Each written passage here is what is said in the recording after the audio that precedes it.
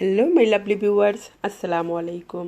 Welcome back to my channel Sharifa's Lifestyle and Cooking. সবাইকে আমার চ্যানেলে স্বাগতম। চমৎকার একটি রেসিপি নিয়ে হাজির হয়ে গেলাম, টোনা কাবাব। এত সহজে এত মজার কাবাব তৈরি করা যায়? টোনা কাবাব তৈরি করার জন্য আমি নিয়েছি এই টোনাগুলো। তবে আপনি চাইলে যে কোনো ব্র্যান্ডের টোনা নিতে পারেন। এখানে 4টি কন্টেনার আছে এবং 4টি কন্টেনারের ভিতরে প্রায় 660 গ্রাম টোনা আছে। এই টোনাগুলোকে আমি যে তেল বা পানি থাকে সেগুলোকে হাত দিয়ে ভালো করে চিপে ফেলে তারপর নিতে হবে। টোনা কাবাব তৈরি করার জন্য পেঁয়াজগুলো ব্রেস্তা করে নিতে হবে। যখন দেখব পেঁয়াজগুলো একদম ব্রাউন কালার হয়ে আসছে তখন তুলে নেব এবং পেঁয়াজগুলা ভাজার পর একটি টিস্যুতে তুলে নেবেন। তাহলে যে তেলটা থাকে বাড়তি সেটা টিস্যু চুষে নেবে।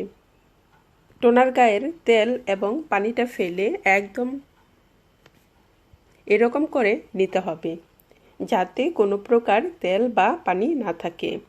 তারপর এখানে নিয়েছি কিছু ব্রেড গ্রাম। প্রথমে আমি টোনাগুলোর সাথে পেঁয়াজ, ধনিয়া পাতা, কাঁচামরিচ এবং এখানে নিয়েছি 2টি ডিম, ব্রেড গ্রাম এটা পরে লাগবে, নিয়েছি স্বাদমতো লবণ, একটি ডিম।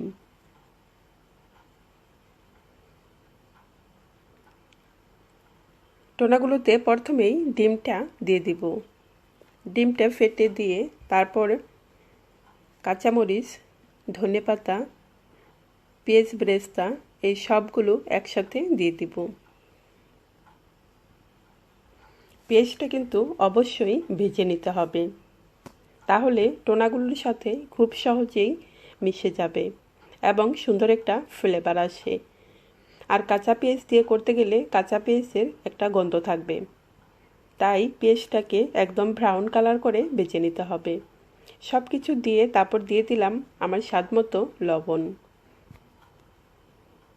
লবণ দিয়ে তারপরে এগুলোকে হাতে ভালো করে মিক্স করে নিতে হবে।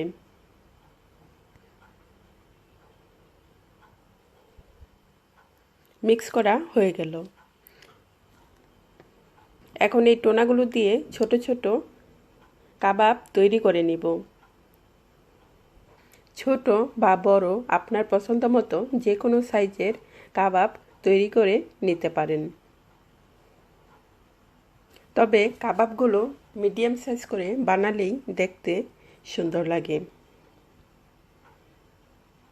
সব কিছু মিক্স করে নিয়ে হাতে এভাবে একটু চেপে দিলেই প্রতিটা কাবাব রেডি হয়ে যাবে। আর ভালো করে মিক্স করে নিলে যখন আপনি ভাজতে যাবেন তখন ভেঙে যাবে না, কারণ অবশ্যই কিন্তু ভালো করে মিক্স করে নিতে হবে। একইভাবে সবগুলো টোনা কাবাব তৈরি করে নেব।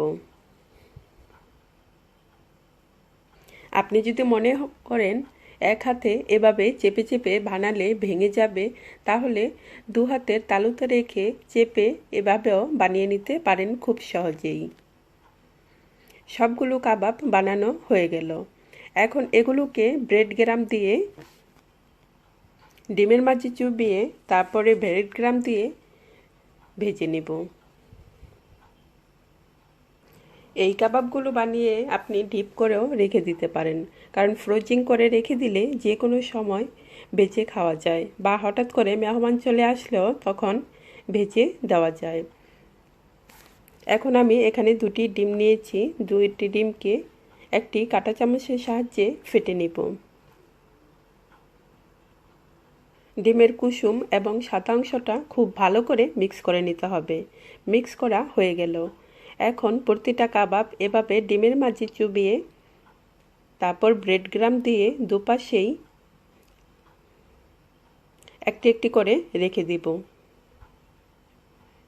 ব্রেড গ্রামটা দিলে কাবাবটা দেখতেও অনেক সুন্দর লাগে। একইভাবে প্রথমে ডিমে চুবিয়ে তারপর ব্রেড গ্রাম লাগিয়ে দিব।